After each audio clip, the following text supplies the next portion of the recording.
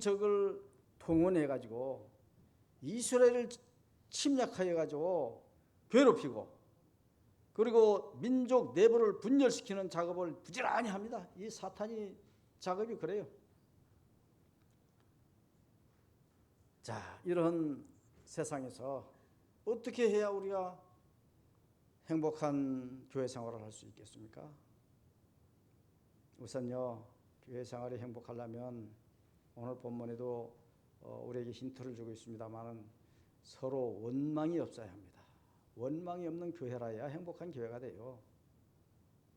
1절을 한번 같이 읽어보세요. 1절 다 같이 읽습니다. 그때 백성들이 그들이 아내와 함께 크게 부르짖어 그들이 형제인 유다 사람들을 원망하는데, 이게 원망하는 소리가 들려요. 갑자기 사람들이 몰려와가지고 크게 부르짖어서 유대 형제들을 원망하죠. 여기 사람들이라는 건 백성들이에요. 백성들이 달려와가지고 유대 형제들을 원망합니다. 그 원망하는 내용들이 참 가관이에요. 2절을 보시면 우리 식구가 너무 많아가지고 도저히 먹을 수가 없으니까 얻어먹어야겠다. 얻어먹겠다는 말이 나와요.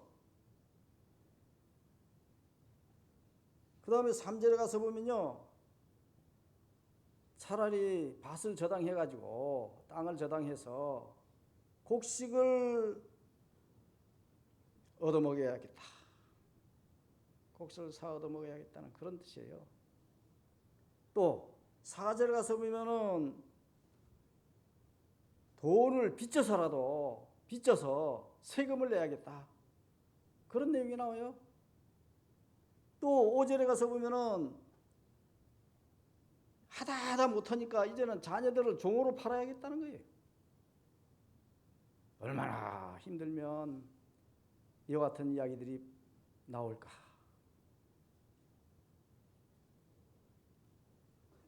백성들이 얼마나 어려움을 당하면 이와 같은 일들이 나올까 이해는 되지만은, 그런데 문제는 이 원망이 어디로 쏟아지느냐 하는 것입니다.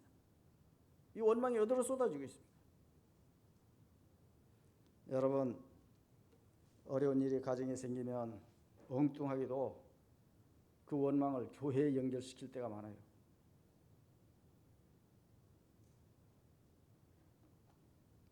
성벽 재건 중에 어려움을 당하니까 그 원망을 어디에 쏟아붓느냐 하면은 주의 종에게 쏟아부읍니다. 주의 종에 대한 원망을 해요. 건축만 했어도, 건축만 안 했어도 우리가 이렇게 힘들지는 않았을 텐데 괜히 건축해가지고 우리를 왜 이렇게 힘들게 하느냐, 그런 원망이 이제 쏟아지는 거죠. 또 선교만 안 했어도 우리 교회가 어렵지 않을 텐데 왜 선교에 그렇게 열정을 들여가지고 그렇게 하느냐, 그런 소리도 나올 수 있어요.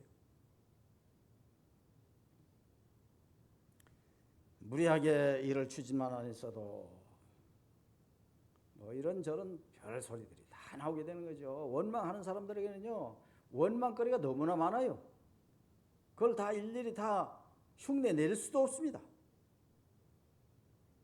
백성들이 어려움을 당한 것은 성벽 건축 공사로 인한 것이다, 그렇게 하고 있지만은 사실은요, 그게 아니에요. 이 공사를 할 때 드러난 것뿐이지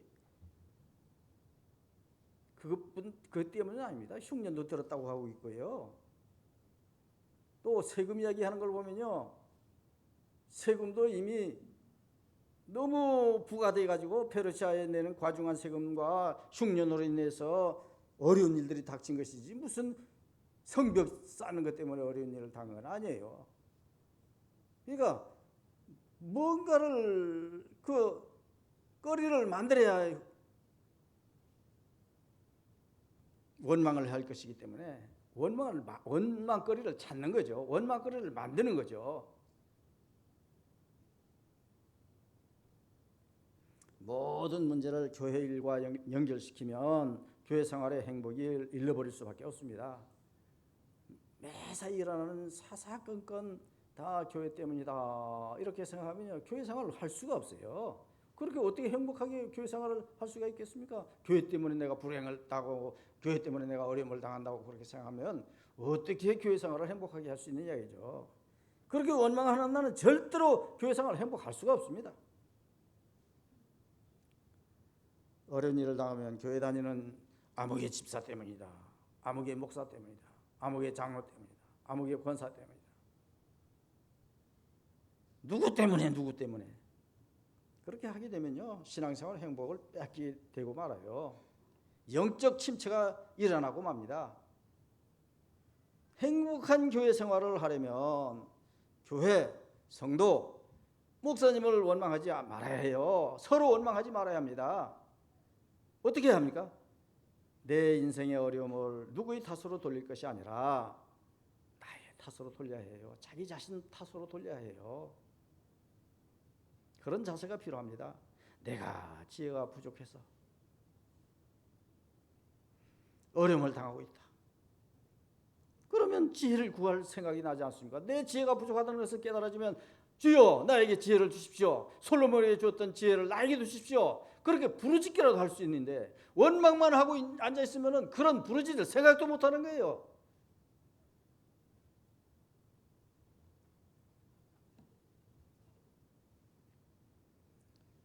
내가 방황하는 믿음 때문에 내가 방황하는 믿음 생활 때문에 이런 어려움을 당했습니다. 이렇게 스스로 생각해야지 내 믿음이 아무렇지도 않은데 어려움을 당한 것처럼 자기 믿음을 돌이켜보면 엄청난 정말로 주님 보실 때 가슴 아플 만한 그런 믿음 생활을 하면서 제대로 된 믿음이 아닌 썩어 빠진 믿음 생활을 하면서 믿음 생활 제대로 하는 것처럼 잘하는 것처럼 그렇게 오해하고 오산하고 그렇게 하면서 자기 믿음은 생각하지 않고 남을 탓하는 것, 어려움이 마치 남 때문에 오는 걸로 그렇게 생각하는 것, 이건 행복이 아니에요. 절대 행복할 수 없습니다. 그러면 요즘 그 새벽기도 때 르기를 읽으면서 나오미 이야기를 들렸던 적이 있지 않습니까? 나오미는 믿음이 있음에도 불구하고 믿는 생활을 했음에도 불구하고 남편도 죽어버리고 또 어떻게 합니까?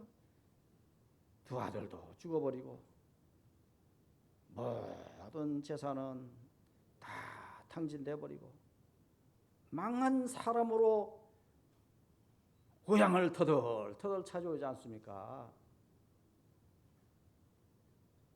망한 사람입니다. 그런데 그렇게 망했으면 우리 식으로 한다면 여기 지금 본문에 나온 식으로 한다면 얼마나 원망할 것이 많겠습니까? 얼마나 남 탓할 것이 많겠습니까? 근데요 나오미는 그 누구 탓도 하지 않았어요.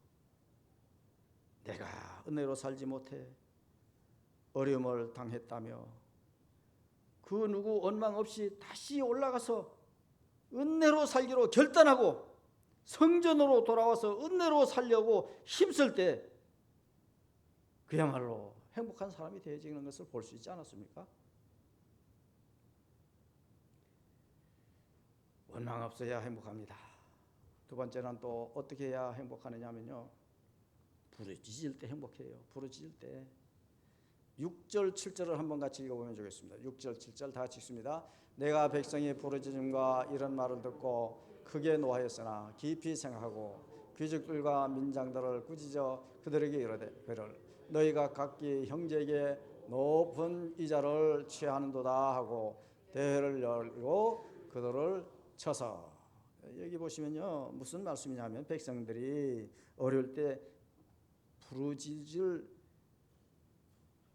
부르짖긴 해요.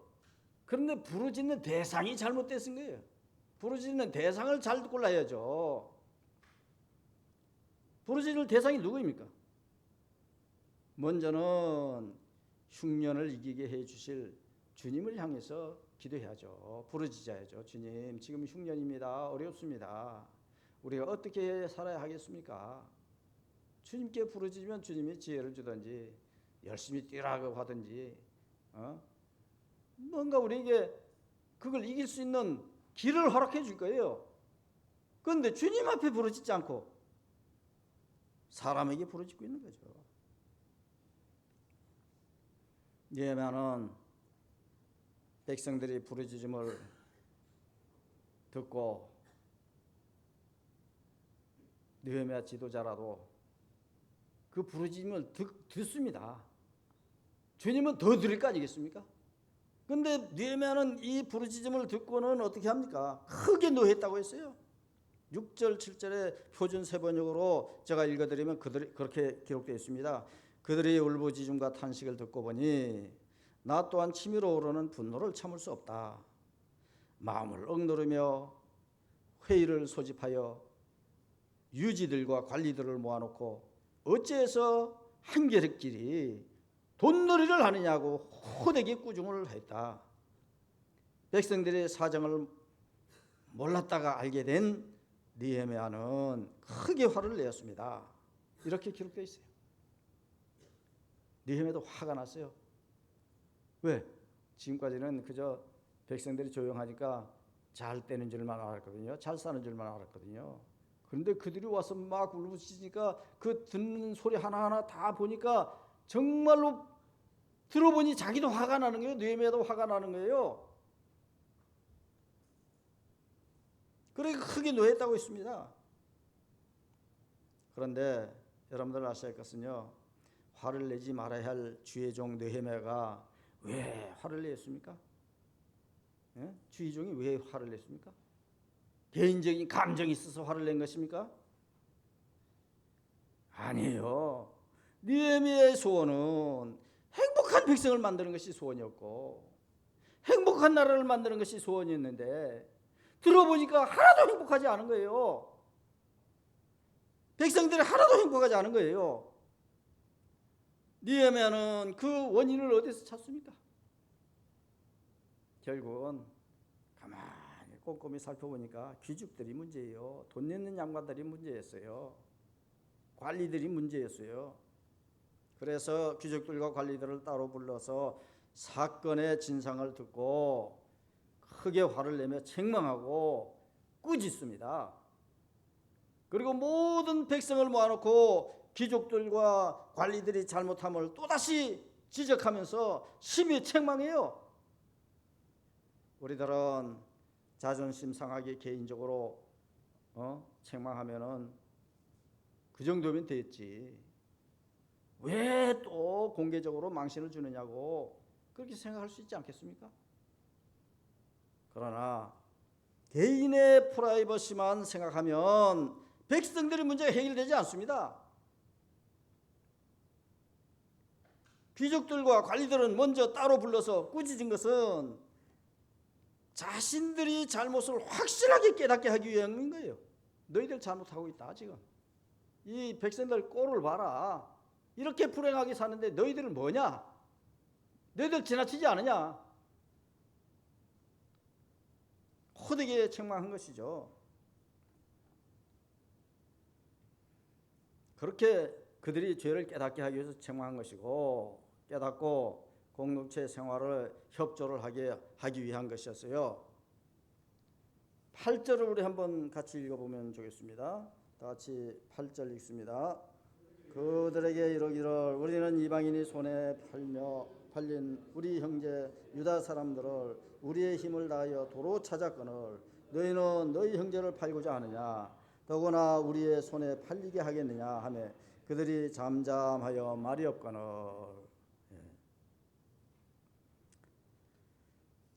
온 백성이 지켜보는 가운데 귀족들과 관리들을 꾸짖어도 어떻게 합니까? 잠잠했죠.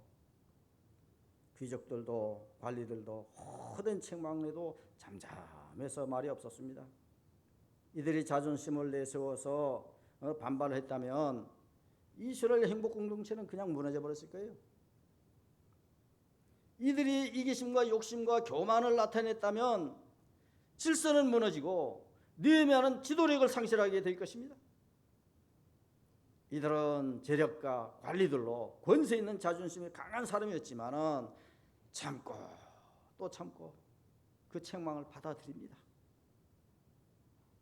그것이 행복한 나라를 만들 수 있는 또 하나의 원인입니다. 하나님을 경외하는 믿음이 때문에 받아들인 거죠. 그 하나님 명령에 비춰보면, 하나님 말씀에 비춰보면 하나도 그릇된 게 아니에요. 내면에 그 환해서 외치는 그 소리가, 꾸중하는 그 소리가 하나도 잘못된 게 아니었어요. 그래서 다 받아들인 것입니다. 하나님 경외하는 믿음 때문에 받아들인 거예요. 9절을 우리 한번 같이 읽어보겠습니다. 9절 다 같이 읽습니다. 내가 또 이러기를 너희의 소행이 좋지 못하도다. 우리의 대적 이방 사람이 비방을 생각하고 우리의 하나님을 경외하는 가운데 행할 것이 아니냐. 하나님을 경외하면서 행할 것이 아니냐. 믿는 삶으로 행해야 할 것이 아니냐. 그 말이죠. 신앙생활로 행할 것이 아니냐. 하나님이 무엇을 기뻐하실지 생각해야 한다는 것입니다. 하나님 보시기에 덕스러워야 한다는 것이죠. 하나님은 공동체를 해야 하는 일을 제일 싫어하십니다. 하나님이 공동체를 허무는 일들을 가장 싫어해요. 절대 그런 일은 해서는 안 됩니다. 어느 교회든지 그런 일을 한 사람 치고 재미가 없습니다. 나중에 보면요, 그런 사람들이 재미 본 것을 제가 본 적이 없습니다. 모든 신앙 간증을 들어보면요, 그런 사람들이 어려움을 당하는 것을 봐요. 절대로 하나님이 싫어하는 일입니다. 그거는 하나님이 질서를 세우기 위해서 자신을 살피고 조심해서 교회 덕을 세우는 데 힘써야죠. 원망 없어야 하고 어떻든 올바른 대상을 향해서 부르짖을 줄 알아야 하고 기도의 사람이 돼야 하고, 그 다음에 세 번째는 나의 희생이 있어야 행복해지는 거예요. 나의 희생이 있어야.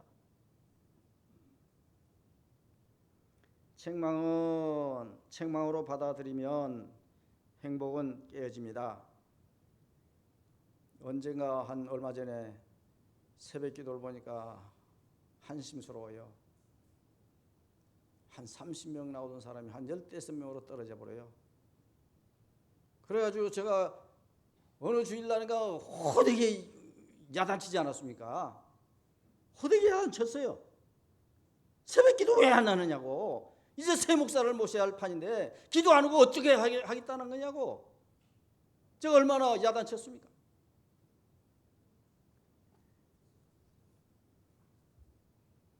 그래서 그 다음에 봤더니 또 원상복귀 되대요. 원상복귀 돼요. 그러니 제가 화내지 않을 수가 있습니까? 화내야 원상복귀 되니까. 고래고래 고함 질러야 원상복귀 겨우 되니까. 신사적으로 해서는 안 되니까 할 수 없이 외치는 거 아니겠습니까?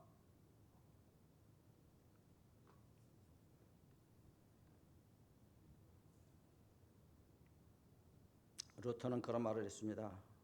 종교개혁자 루터는 책망은 양심의 일깨움이라고 했습니다. 책망이 뭐냐? 양심을 일깨우는 거래요. 우리가 책망 받아보면 자기 양심이 깨나요. 자식들도 잘못하고 있을 때 팍 한번 혼내면은요, 책망하면요, 그때서야 비로소 양심이 눈이 조금씩 띄어져요. 그래서 내가 지나쳤지, 내가 좀 잘못했지. 그래가지고 조금씩 바로 서게 되는 것입니다. 책망은 양심을 일깨우는 거라 했어요. 책망은 생각하지 못했던 것까지 깨닫는 마음을 받아들이게 되는 것이에요. 책망 받아들여야 해결책이 나오기 때문에 결국은 책망을 할 때는 책망을 하는 것입니다. 부모들도요, 선생님들도요, 아무리 학부형들이 그러지 말라고 해도 책망할 때는 책망하고 책벌할 때는 책벌하고 그렇게 하면서 해야 정신 차려요.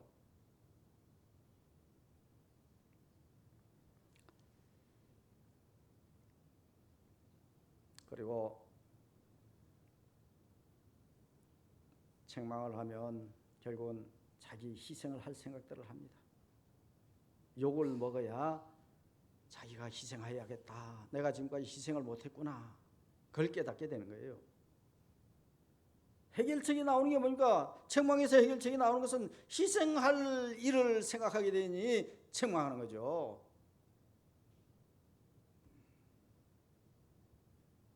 요한복음 12장 24절에 보시면 무슨 말이 나옵니까? 내가 진실로 진실로 너에게 이르노니 한 알이 미리 땅에 떨어져 죽지 아니하면 한 알 그대로 있고 죽으면 많은 열매를 맺느니라. 밀알도 그래요. 밀알 하나가 희생되어서 썩어져서 죽어져야 그래야 거기서 60배 100배의 결실을 맺는 거지. 나는 죽어도 썩어질 수 없어. 나는 죽어도 희생할 수 없어. 나는 죽어도 그대로 밀알 한 알 그대로 있어야 해. 고집 피워서 전혀 변화가 없이 가만히 있으면 한 알 그대로입니다.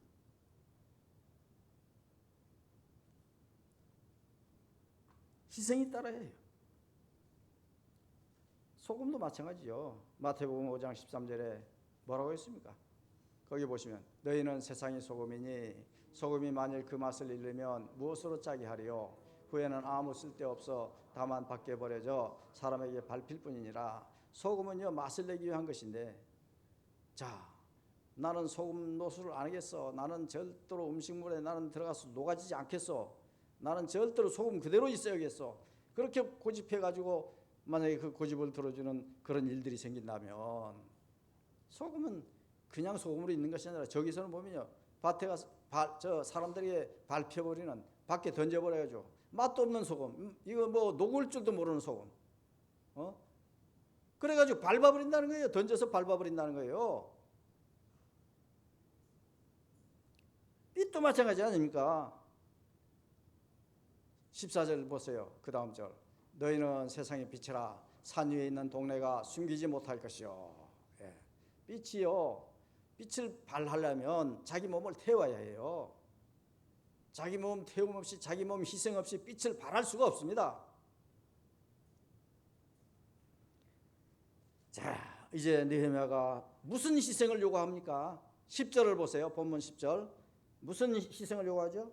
나와 내 형제와 종자들도 역시 돈과 양식을 백성에게 구워 주었거니와 우리가 그 이자 받기를 그치자. 이자 받는 걸 그치자 하는 말은 뭡니까? 돈은 빌려주면 당연히 정당한 이자가 받게 된 것이 그게 합법적인 건데, 그게 합법적인 건데 이자를 받지 말라. 여기서 반발해가지고, 아니 이건 법적으로 합법한 거 아닙니까? 왜 내가 구워줬는데 거기에 합당한 이자를 못 받습니까? 그래서 희생할 생각이 없으면 가난한 자들은 그냥 가난한 자대로 있는 것이고 아무런 역사가 나타나지 않아요. 그래도 그 말을 듣고, 그렇습니다.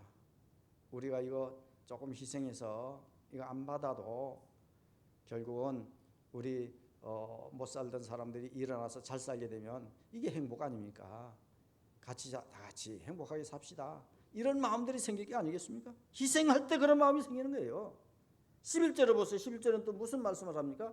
그런즉 너희는 그들에게 오늘이라도 그들이 밭과 포도원과 감람원과 집이며 너희가 구워준 돈이나 양식이나 새 포도주나 기름이 100분의 1을 돌려보내라 했더니, 이거는 100분의 1을 돌려주라는 거예요. 기름 같은 거 어려우면은 그 기름 좀 빌립시다 해서 좀 굽시다 해서 기름 몇 병 구워서 살 수도 있지 않습니까? 쓸 수도 있지 않습니까? 그런데 가난한 자들이 그렇게 많이 구워갔는데 그걸 다 내놓으라 하면 어떻게 내놓습니까? 그 중에 받은 것 중에 100분의 1이라도 돌려주는 희생이 있어야 한다는 것입니다.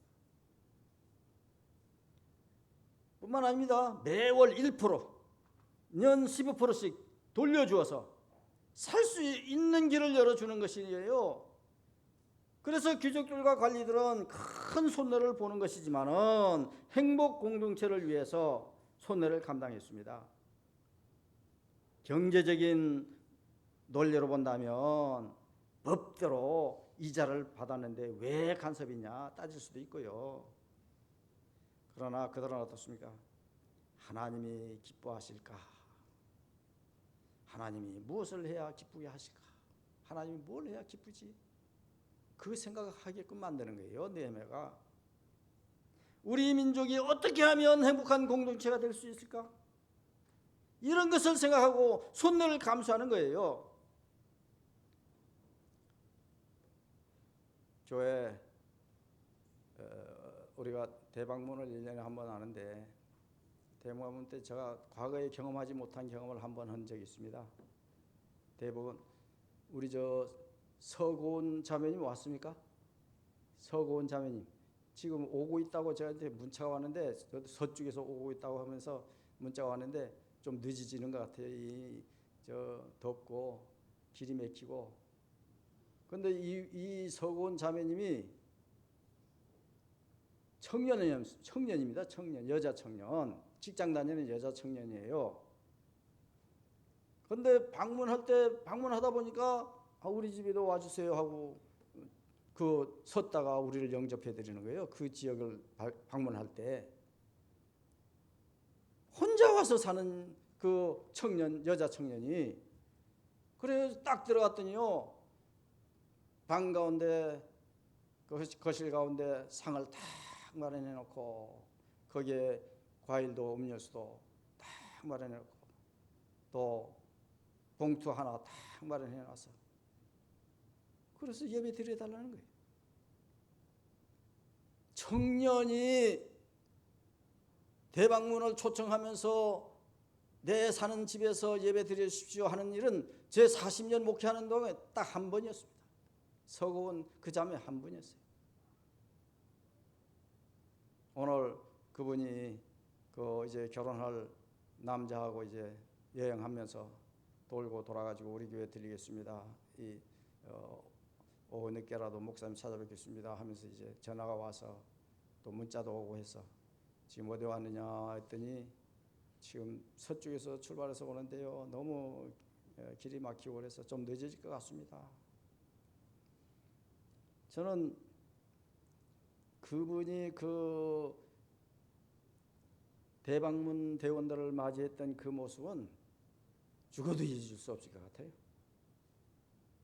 어디 가도 그런 이야기는 좀 하면서 자랑하고 싶어요. 그 청년이 직장 생활을 하는 청년인데 직장에서 나 잠깐 예배 드리고 오겠습니다. 그 주인한테 말하고 나오려면 얼마나 어색합니까? 그리고 그 방에는 또 그 직장에 동료들 두 사람인가 사는데 그 사람들한테도 양해 구하고 그래서 그런 일을 하려니까 얼마나 심란합니까? 얼마나 복잡한 일입니까? 시간 들이고 물질 들이고 그 희생 없이는 안 되는 거예요.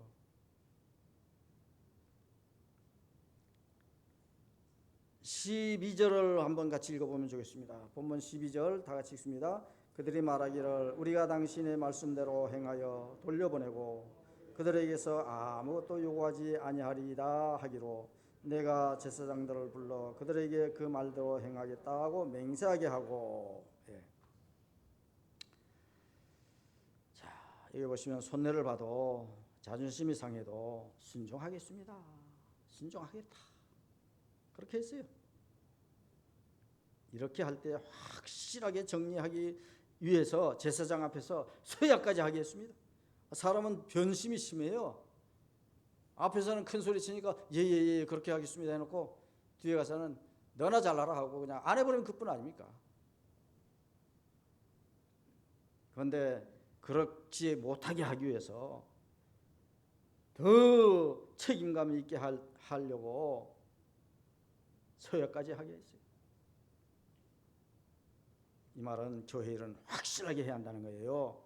하나님 일을 책임감 있게 할 때 하나님도 책임도 져주시는 것입니다. 교회 일을 어물쩡어물쩡해서 넘어가려고 하면 안 되는 거예요. 확실하게 해야 합니다. 그래야 하나님도 책임져줘요. 처음 모인 자리는 무거운 자리죠. 분노가 있고 자존심이 상하는 자리였지만 끝에는 어떻게 됩니까? 서로 이해하고 서로 희생하고 그렇게 하다 보니까 자리가 행복한 자리로 바뀌어져 버려요. 마지막 한 가지 더 말씀드리고 싶은 것은 네 번째, 교회가 정말로 행복하려면, 교회 생활이 행복하려면요, 찬송과 아멘으로 끝나야 행복해진다는 사실입니다. 13절을 우리 한번 읽어보세요. 13절 뭐라고 했습니까? 내가 옷자락을 털며 이르기를 이 말대로 행하지 아니하는 자는 모두 하나님이 또한 그와 같이 그 집과 산업에서 털어버리실지니 그는 곧 이렇게 털려서 빈손이 될지로다 하며 회중은 다 아멘하고 여호와를 찬송하고 백성들이 그 말대로 행하였느니라. 아멘하고 찬송했다고 하지 않습니까? 모든 믿는 사람들의 끝은 아멘과 찬송으로 끝나야 해요. 그렇게 끝나요. 싸움으로 끝나지 말고, 유감으로 끝내지 말고, 불평불만으로 끝내지 말고, 결국에는 아멘 순종하고, 그 다음엔 하나님 감사합니다 찬송하고, 그렇게 끝나야 하는 거예요. 그래야 행복한 교회가 되는 것입니다. 하나님의 이름으로 모인 자리는 항상 찬송과 아멘으로 끝이 나고 일어서야 하는 거예요. 한 번만 더 생각하면 돼요.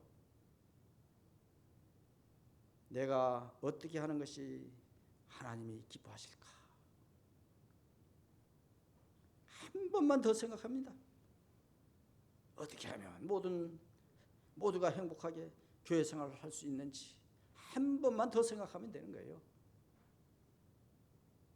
그러면 행복이 넘치는 교회 생활이 되어질 줄로 믿습니다. 기도하겠습니다. 아버지 하나님, 행복이 문을 마련해 놓고 그곳으로 들어오기를 기다리시는 아버지 하나님, 우리 모두 행복한 교회 생활을 원합니다. 행복의 네 가지 의미를 반드시 이루는 함덕교회 모든 성도님들 되기를 간절히 바랍니다. 원망이 사라지는 교회 되게 하여 주시옵소서. 목루와 하나님 앞에 부르짖는 교회 되게 하여 주시옵소서. 나의 소금과 빛과 미랄이 희생을 먼저 하는 교회답게 교회가 되게 하여 주시옵소서. 마침내는 이런 우리의 삶을 통해서 서로 아멘으로 화답하고 화답송으로 하나님을 찬양할 줄로 믿습니다. 그런 교회가 되지게 하여 주시옵소서. 이 모든 말씀 우리를 구원하신 예수님 이름으로 기도합니다. 아멘. 다 같이 찬송가 436장